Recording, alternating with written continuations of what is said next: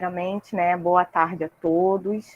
Muito obrigada aí pela presença de todos, principalmente o pessoal da banca, né? Professora Suzana, professor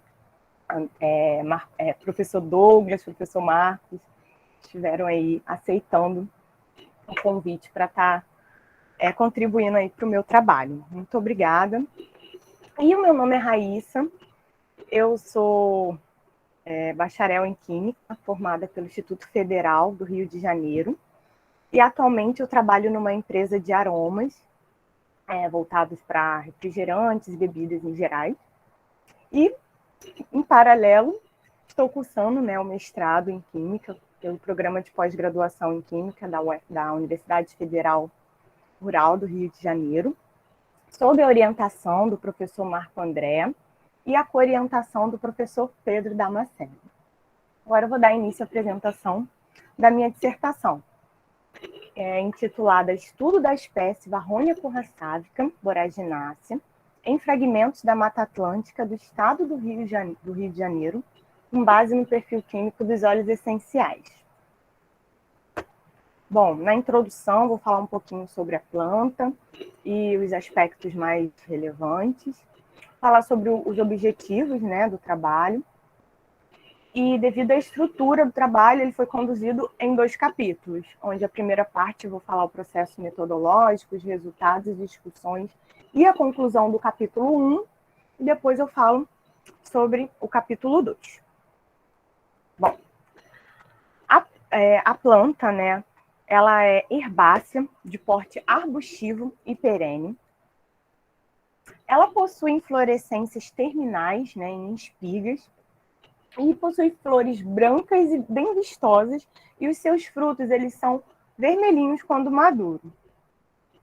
O nome científico dela é Varronia currasávica, e possui outros sinônimos, como Cordia currasávica e Cordia verbenácea. Ela possui diversos nomes populares, como erva baleeira, Córdia, Maria Preta, Maria Milagrosa, e na língua espanhola ela é conhecida como orégano cimarrão, e na língua inglesa, wild sage.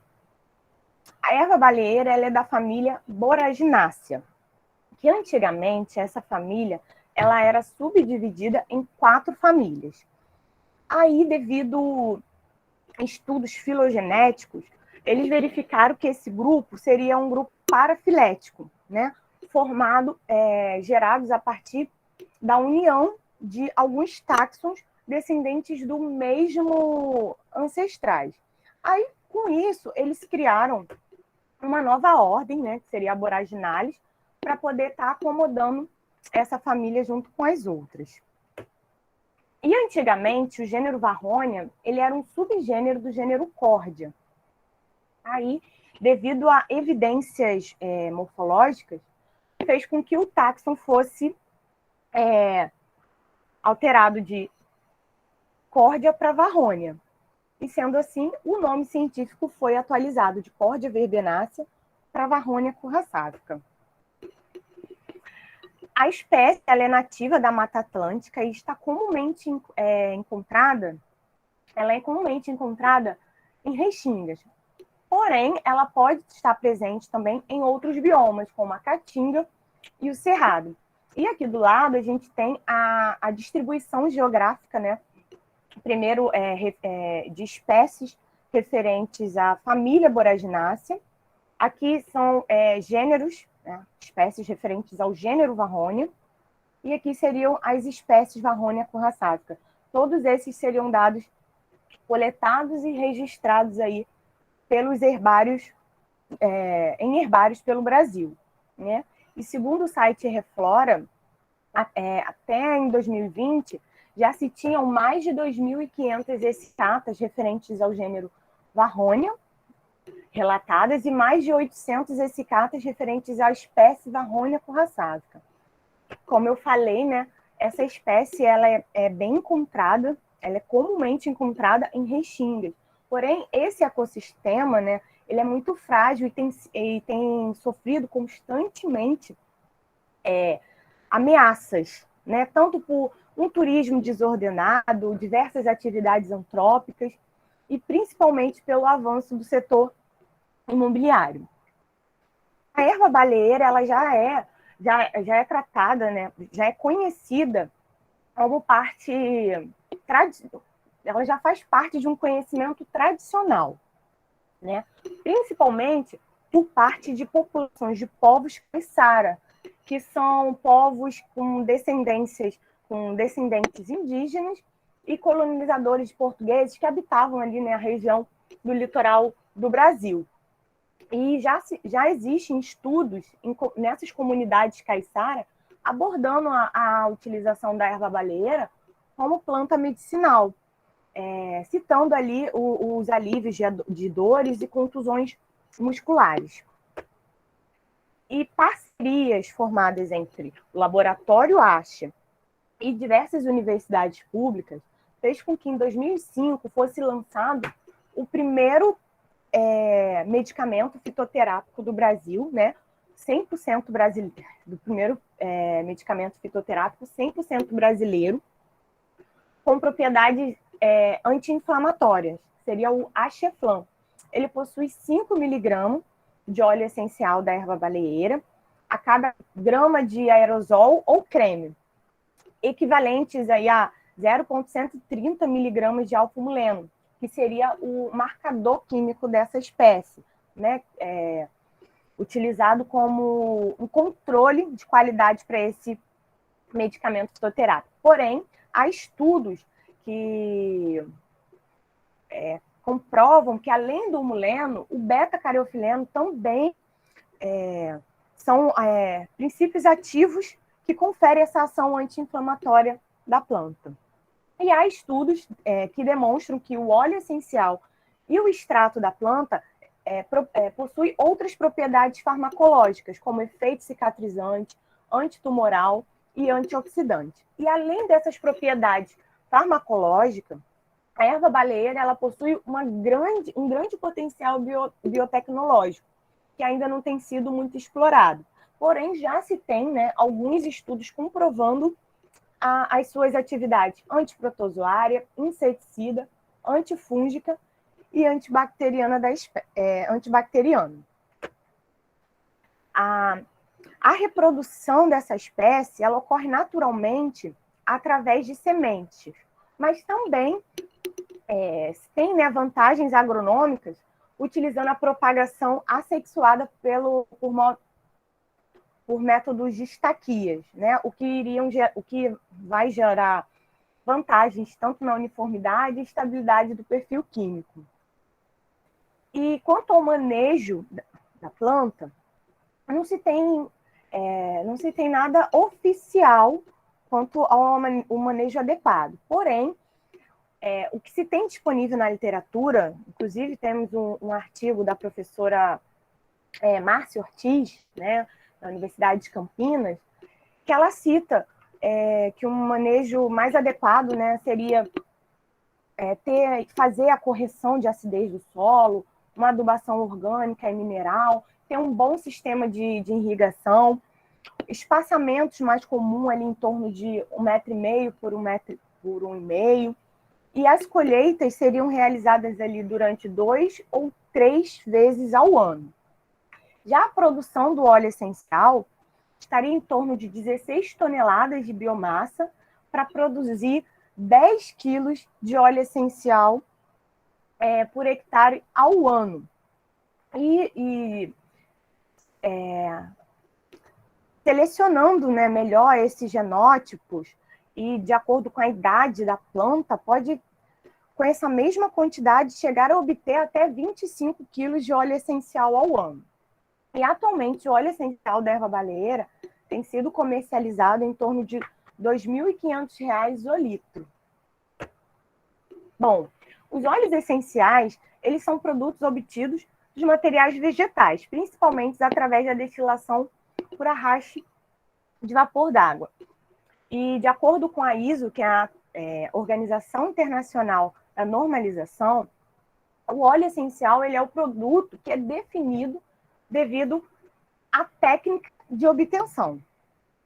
E já o óleo essencial da erva baleeira é uma mistura de substâncias químicas com estruturas moleculares bem diversificadas, compostas principalmente de mono sesquiterpenos. Aqui ao lado temos as principais rotas bioquímicas envolvidas com a produção de substâncias, né, que estão ali presentes nos óleos essenciais, como a formação dos monoterpenos, né, que ocorre aqui através da via MEP, que ocorre no plastídio, gerando o geranilpirofosfato, que gera ali vários monoterpenos que estão presentes no óleo essencial da erva baleeira, né?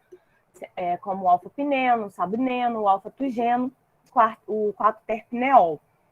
E aqui embaixo a gente tem a via mevalônica, que ocorre no citosol, né? Gerando o farnesilpirofosfato, que são a base, né, para gerar os sesquiterpenos, como o germacreno D4-ol, presente aí também no óleo essencial da erva baleeira. E tanto a produção, a secreção, o armazenamento de substâncias voláteis que estão ali contidas nas plantas, elas estão presentes em tecidos especializados, como idioblastos, tricomas, canais. E tem estudos que mostraram que na família Boraginácea, a secreção dessas substâncias, elas ocorrem em tricomas glandulares. Seria esse tricoma aqui, nessa setinha. Bom, como eu falei, o trabalho ele foi conduzido em 2 capítulos.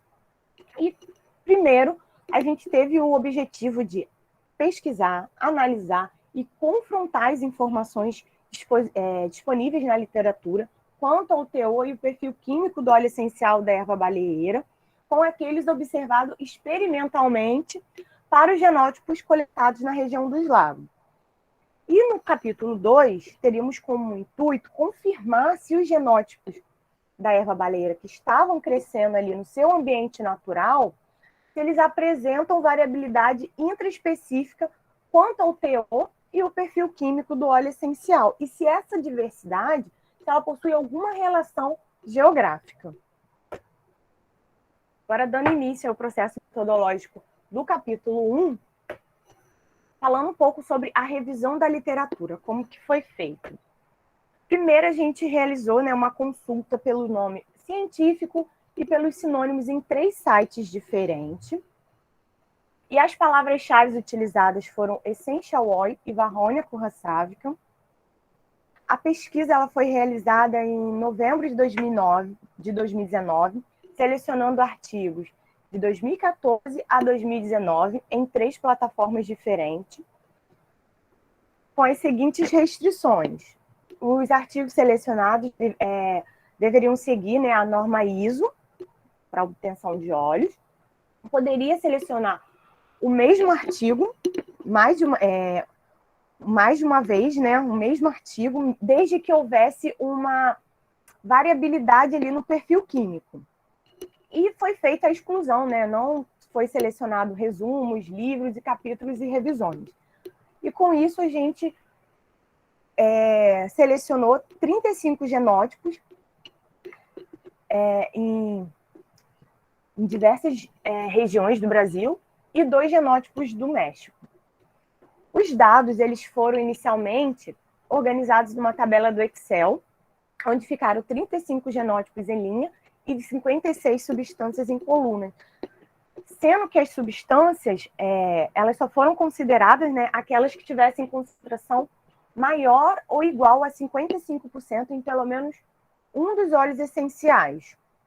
Agora, falando sobre os quimiótipos eles são as variações com base na composição química de indivíduos de uma mesma espécie. Porém, não se tem nada oficial, não se tem uma regra sobre os quimiótipos, que define os quimiótipos. Aí, com isso, a gente elaborou um critério que foi baseado na dominância de 1, 2 ou 3 substâncias majoritárias em relação às demais. Onde, para ser um quimiótipo A deveria ser maior ou igual a 2 vezes a concentração de B. E A também deveria ser maior ou igual a 25%. do óleo, né? Em pelo menos um do óleo. Ou esses outros critérios. Caso ele não atendesse esses critérios, ele seria um quimiótipo indefinido ou misto. Foram realizadas as análises estatísticas, como análise descritiva, análise de variância, o teste de T, as análises multivariáveis, análise componente principal e a análise de agrupamento hierárquico. E tanto essas análises quanto o gráfico, eles foram realizados através do programa PEST e também utilizamos o Excel. Falando um pouco sobre os resultados dessa primeira parte, dentre os 35 genótipos investigados, eles variaram, o teor de óleo essencial variou de 0,1 a 3,3, sendo que os mais recorrentes ficaram entre 0,8 e 1,3, tiveram maior frequência. E em relação ao teor de óleo essencial das diferentes espécies da família Boraginácea, variaram de 0,05 a 1,3. E em comparação com a espécie erva baleeira para espécies da família Boraginácea, a gente consegue observar através aqui do block plot, né, com essa configuração, usando esse violino, a gente consegue visualizar que a média da espécie erva baleeira ela foi superior à média da família Boraginácea, né? O que indica que foi maior, teve um maior resultado de teores de óleos essenciais para a espécie erva baleeira do que para a família Boraginácea.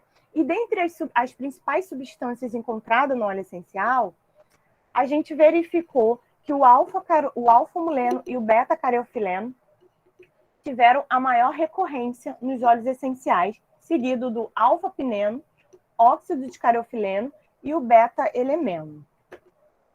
Aqui a gente tem uma representação visual, né, das 14 substâncias que mais contribuíram para a variância total. E esses que ficaram em cinza seriam as outras substâncias que tiveram uma contribuição menor. Onde a gente consegue visualizar, né, melhor esse contraste no perfil químico, né, onde a gente consegue ver essa faixa discrepante, né, da concentração das substâncias. Aqui eu selecionei o genótipo 2, o genótipo 25 e o 22, onde a gente consegue observar que eles possuem uma maior concentração de alfa-pineno, de beta-cariofileno, de alfa-pineno e beta-cariofileno.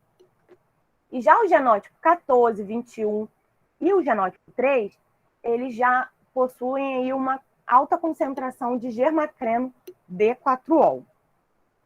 Dentre as 56 substâncias analisadas, 17 apresentaram concentrações maior que 20%, 7 apresentaram concentrações maior que 30%, e apenas 3 apresentaram concentrações maior que 40%.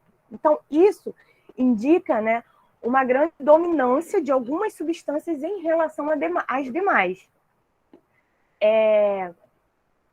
O que indica, né, a existência de quimiótipos, onde a gente contou aí 18 quimiótipos para os 35 genótipos investigados, onde teve 14 genótipos com apenas uma substância majoritária, 7 genótipos com 2 substâncias majoritárias, 1 genótipo com 3 substâncias majoritárias e 13 genótipos foram indeterminados.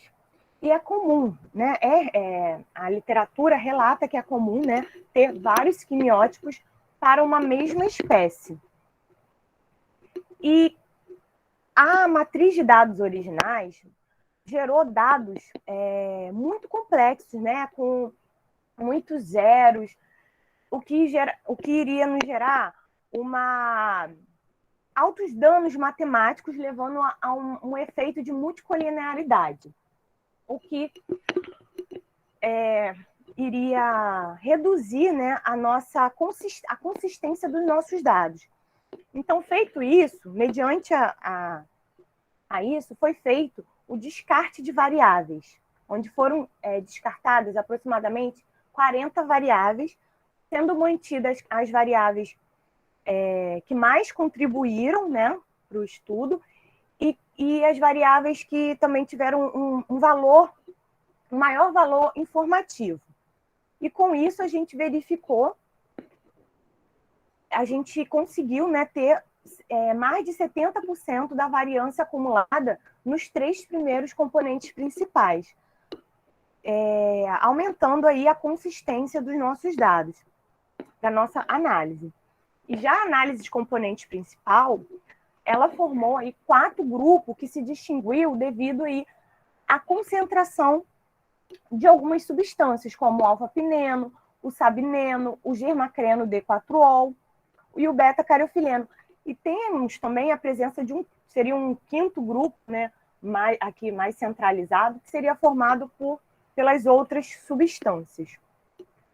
Já a análise de agrupamento hierárquico, utilizamos o método UPGMA, que é o método de ligação média entre os grupos, onde a gente utilizou o índice de similaridade baseado na correlação de Pearson.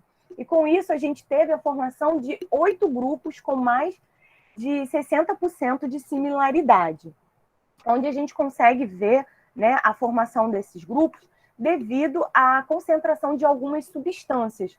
Como aqui no grupo 2 a gente tem uma alta concentração de carofileno, no grupo 3 aqui a gente tem uma maior concentração de alfa-pineno, e a gente consegue ver também a separação, né, de alguns genótipos em relação aos outros, como o caso do genótipo 11. Essa separação foi devido à sua alta concentração de alfa-santaleno. Foi realizado, né, a correlação de Pearson. O que seria essa correlação de Pearson?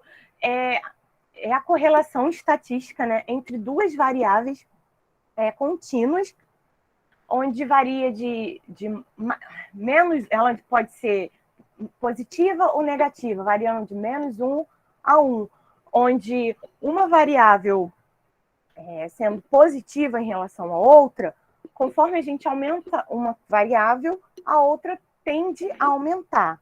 Já numa correlação negativa, conforme você aumenta uma variável, a outra tende a diminuir. Então, a gente, levando essa informação para os nossos dados, onde a gente até selecionou aqui o alfa-muleno e beta-cariofileno, que tiveram uma correlação positiva, indica também que essas substâncias ela vêm do cátio humulil, né? E quando esse cátio ele perde um próton, ele forma uma ligação, e essa ligação vai gerar, né, gera o alfa-muleno. Aí, caso contrário, você tenha a junção de um segundo anel nesse cátio humulil, forma o beta-cariofileno. E essa relação também pode... Essa correlação positiva entre essa substância, ela também pode estar relacionada às terpenosintases degeneradas, né?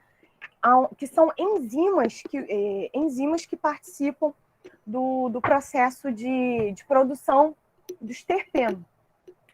Onde essa enzima, ela pode usar, utilizando, né, uma correlação positiva, ela usa um mesmo substrato, do mesmo substrato, ela obtém proporções parecidas, né? Proporções diferentes. Onde a gente aumenta o alfa-muleno, a gente pode ter a presença do beta-cariofileno. E também pode ter correlações negativas, que não foi o caso aqui desses resultados. Outras correlações positivas, a gente verificou o alfa-cadinol com o xilbunol e o germacreno D4-ol, e o canfeno com o tricicleno. Conclusão: O teor de óleo essencial nas folhas da erva baleeira, de maior frequência, ficou na faixa de 0,8 a 1,3. Existe uma variabilidade intraespecífica para a composição química do óleo essencial, né? E que essa variação ela não está relacionada ao local de origem da espécie ou aonde foi cultivada, né? Demonstrando que a característica química é principalmente devido aos fatores genéticos. Assim como o alfa-muleno, o beta-cariofileno, ele teve uma elevada frequência nos óleos essenciais da erva baleeira. E a gente verificou a existência de 18 quimiótipos, né, dentre os 35 genótipos pesquisados, devido aos nossos critérios de dominância. E tanto a análise de imagem, os componentes principais e o agrupamento hierárquico, eles contribuíram para compreender a diversidade e esse contraste entre os perfis químicos dos genótipos analisados. Agora, falando um pouquinho sobre a metodologia do capítulo 2. Antes da etapa de coleta, foi feita a regularização da atividade de campo, onde a gente fez a solicitação das autorizações, né, para fazer a coleta em regiões de conservação e preservação de conservação e preservação ambiental, né? A gente pediu autorização a alguns órgãos, como o INEA e o ICMBio, e a gente realizou também um cadastro no Conselho de Gestão do Patrimônio Genético, através do Sistema Nacional de Gestão do Patrimônio Genético e do Conhecimento Tradicional Associado.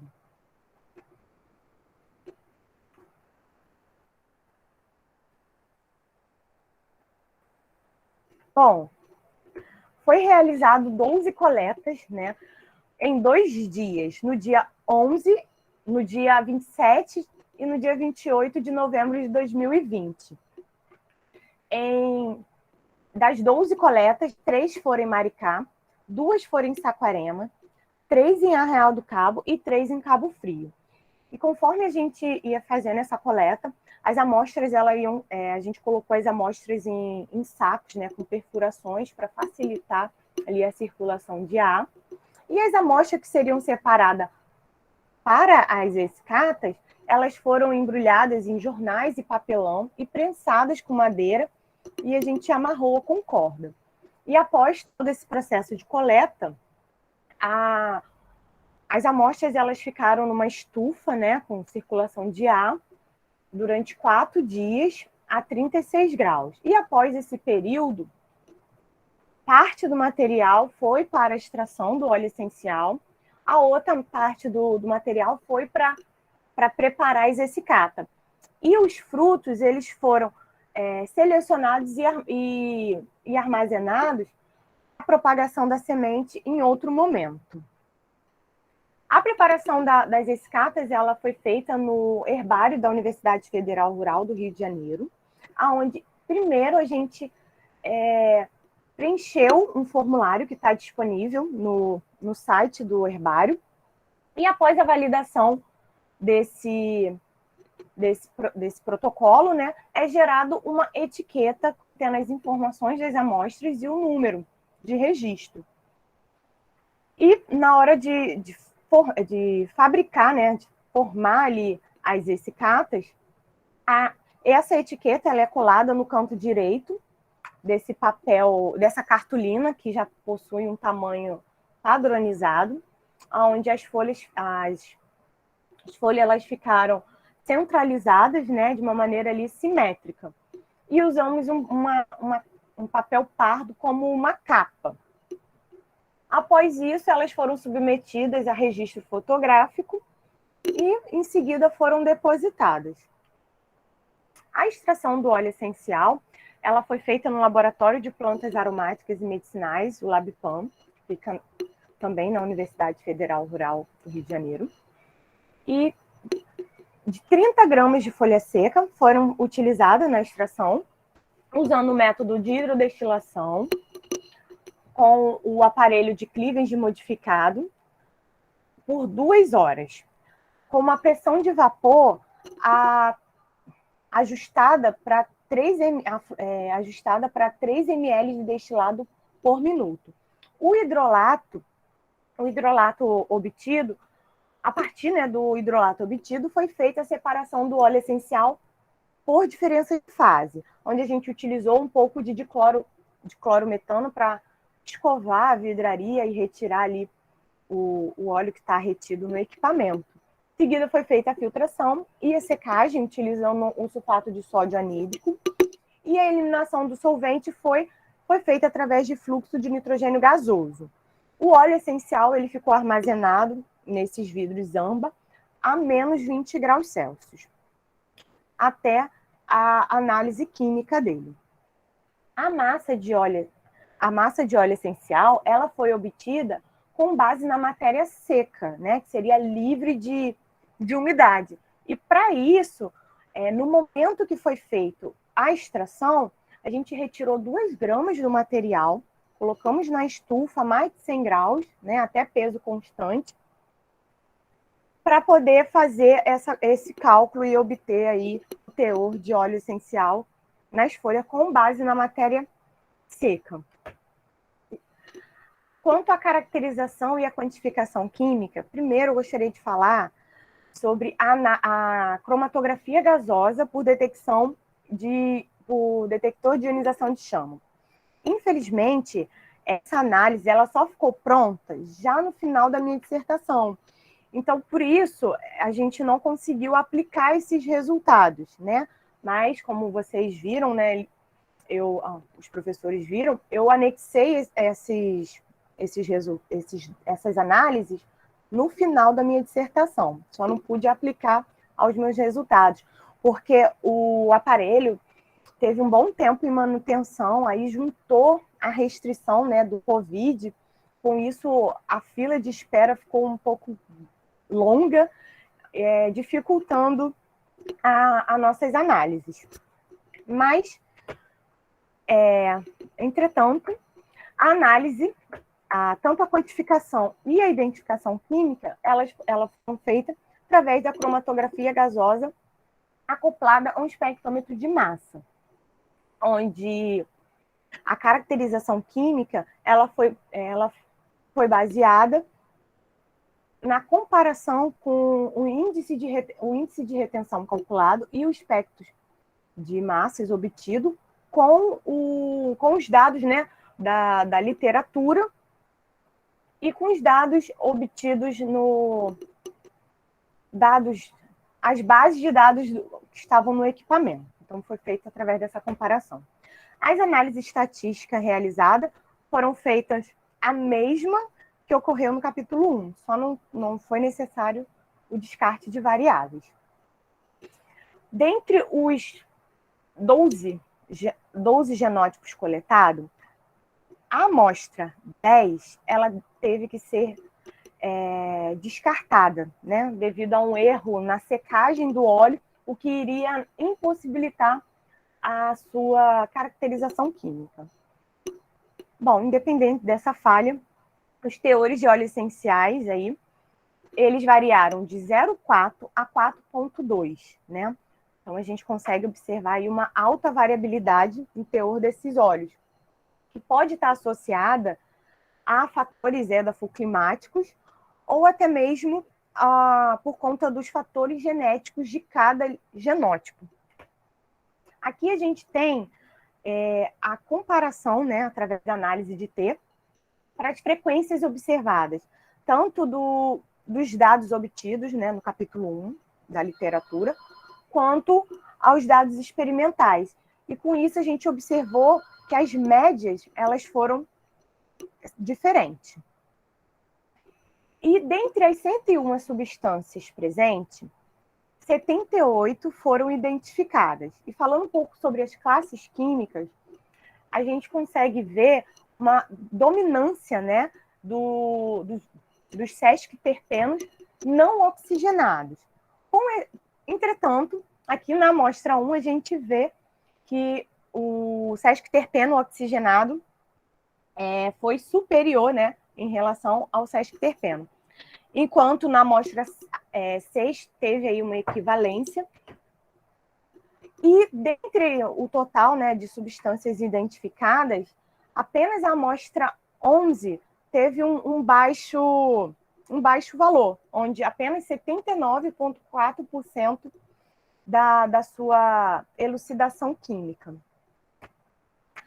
E dentre as principais substâncias encontradas nos 11 genótipos investigados, coletados, a gente verificou aí que o alfa-bisabolol, o alfa-pineno, o beta-bisaboleno e o Z-alfa-santalol acetato, eles foram as substâncias de maior recorrência, seguida de alfa-santaleno e beta-cariofileno, com 91% de recorrência. E também foram algumas das substâncias com maior concentração.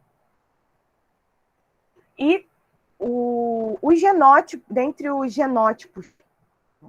11 genótipos, a gente verificou a presença de 3 quimiótipos, onde a gente teve 2 genótipos com uma substância majoritária e um genótipo com 2 substâncias majoritárias, e 8 genótipos indeterminados ou mistos.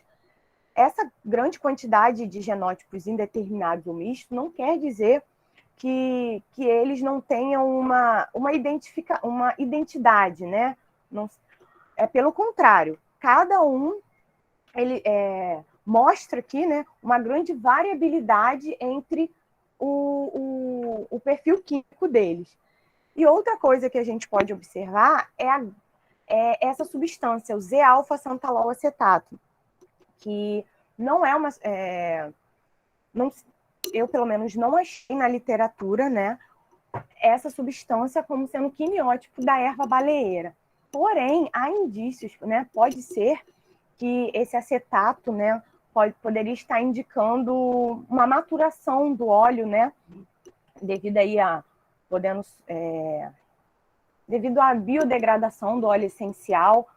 Então, a gente não pode afirmar se realmente seria um quimiótipo ou se essa substância seria parte aí de uma degradação do óleo, né, devido à acetilação. Bom, aqui temos a representação visual com 8 substâncias, né, que mais contribuíram para as análises multivariáveis, onde eu selecionei aqui o genótipo 4, 5 e 9, que a gente verifica que eles possuem concentrações e proporções semelhantes de tricicleno, beta-cariofileno e E-alfa-santalol. Como eu falei, a análise do capítulo 2 não foi necessário realizar o descarte de variáveis, porque na análise a gente já verificou o acúmulo, né, de mais de 70% da variância acumulada nos 3 primeiros componentes principais, o que daria uma boa consistência para nossas análises. E já a análise de componente principal, a gente verificou, né, a dispersão, que a concentração de algumas substâncias contribuíram para a dispersão e formação de 4 grupos diferentes, onde a gente tem aí o alfa-santalol acetato mais específico, mais destacado. Temos outras substâncias aqui que foram capazes de formar um grupo. Porém, na análise de agrupamento hierárquico, ela foi mais seletiva, né? Onde ela formou 7 grupos, né, com mais de 60% de similaridade. E a gente consegue observar melhor o porquê da formação desses grupos, onde a gente vê aqui que o grupo 1 foi composto pelo genótipo 12, ele se afastou dos demais devido ali à sua alta concentração de 1,10 de epicubenol, enquanto o grupo 3, aqui com o genótipo 11, seria por conta da menor concentração de E-alfa-santalol. Como a gente tem também aqui o grupo 7, com uma maior concentração de beta-cariofileno. E tanto o alfa-muleno quanto o beta-cariofileno, né, que são considerados os marcadores químicos dessa planta, são as propriedades, são as substâncias bioativas, né, que conferem essa propriedade anti-inflamatória dela, a gente verificou, né, uma alta